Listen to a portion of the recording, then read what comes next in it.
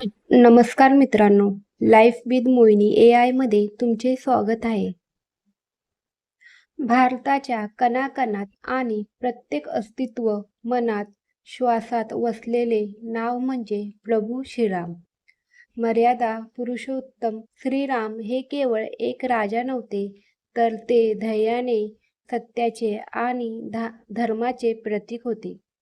आजच्या या व्हिडिओमध्ये आम्ही तुम्हाला घेऊन जाणार आहोत एका अशा प्रवासावर जो अयोध्येच्या राजमहालापासून सुरू होऊन लंकेच्या रणगणापर्यंत पोचतो.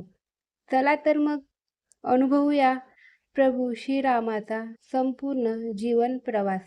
जय श्रीराम.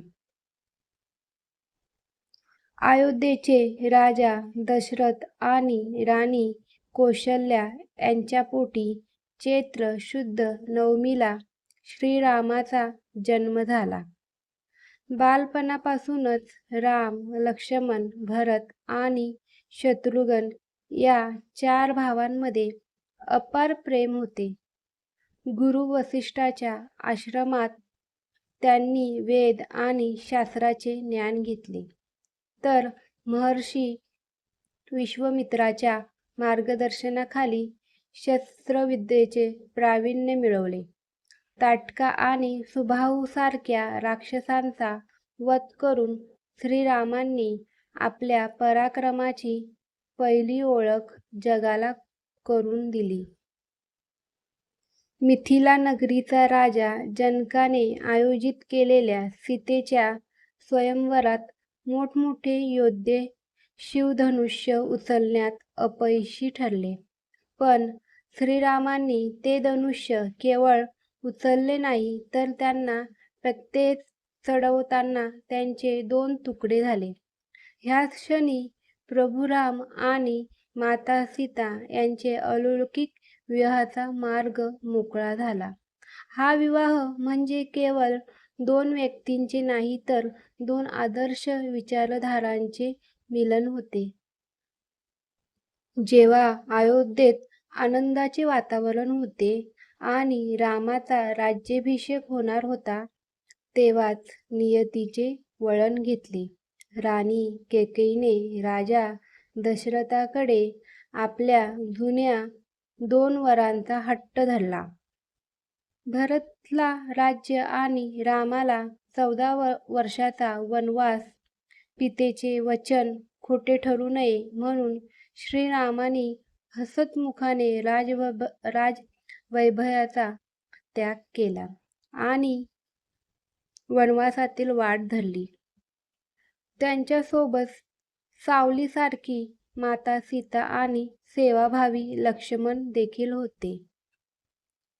सीता पंचवटीत वनवासाचे दिवस जात असताना रावणाने कपटाने माता सीतेचे अपहरण केले. सीतेच्या शोधात व्याकुळ झालेल्या रामाची भेट पुढे हनुमानाशी आणि सुग्रीवाशी झाली. हनुमानासारखा परमभक्त आणि वानरसेनेच्या मदतीने श्रीरामाची सीतेला शोध सुरू केला. समुद्रावर रामसेतू बांधून ही सेना लंकेच्या दारात उभी ठाकली. लंकेच्या भूमीवर अधर्म आणि धर्म यामध्ये महायुद्ध पेटले. एकीकडे रावणाचे अहंकार आणि सैन्य होते, तर दुसरीकडे श्रीरामाचे सत्य आणि निष्ठा. भीषण युद्धानंतर विभीषणाच्या मदतीने रामाने रावणाच्या नाभीवर बाण मारून त्याचा अंत केला. अहंकाराचा नाश झाला आणि सत्तेचा विजय झाला. माता सीतेची मुक्तता झाली आणि प्रभू राम अयोध्याकडे परतले. 14 वर्षांनंतर राम अयोध्येत परतले, तेव्हा संपूर्ण नगरी दिव्याच्या प्रकाशाने उजळून निघाली होती. रामाचा राज्याभिषेक झाला आणि जगाचे रामराज्य अनुभवले. असे राज्य जिथे कोणीही दुःखी नव्हते, जिथे प्रत्येकाला न्याय मिळत होता. श्रीरामाचे जीवन आपल्याला शिकवते की संकट कितीही मोठे असली तरी सत्याचा मार्ग कधीही सोडू नये. तर मित्रांनो, हा होता प्रभू श्रीरामांचा आदर्श आणि प्रेरणादायी जीवन प्रवास. रामायणाची ही कथा आपल्याला केवळ इतिहास सांगत नाही, तर संकटात कसे उभे राहायचे, नाती कशी जपायची आणि सत्याची साथ कधीही कशी सोडायची नाही हे शिकवते. आजच्या या युगातही जर आपण श्रीरामाच्या पावलावर पाऊल ठेवून चाललो, तर आपण आपले जीवन आणि हा समाज अधिक सुंदर बनवू शकतो. तुम्हाला हा व्हिडिओ कसा वाटला? रामायणातील तुमचा सर्वात आवडता प्रसंग कोणता? हे आम्हाला कमेंट्समध्ये नक्की सांगा. आणि कमेंट बॉक्समध्ये जय श्रीराम लिहायला विसरू नका.